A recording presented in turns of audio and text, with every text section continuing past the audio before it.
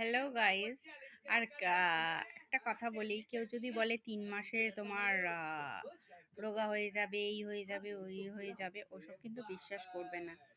3 মাসে কিন্তু রোগা হওয়া যায় না। ওইগুলো থেকে তোমরা অ্যাভয়েড করে চলবে, ঠিক আছে?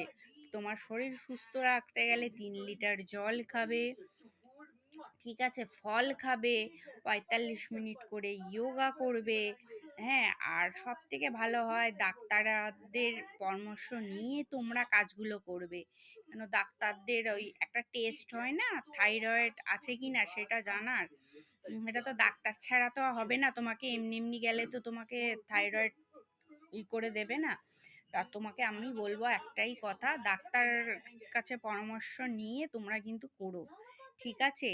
ওর কাছে কথা শুনে তোমরা কিন্তু এসব করতে যাবে না। এতে তোমার শরীরটা খারাপ হতে পারে।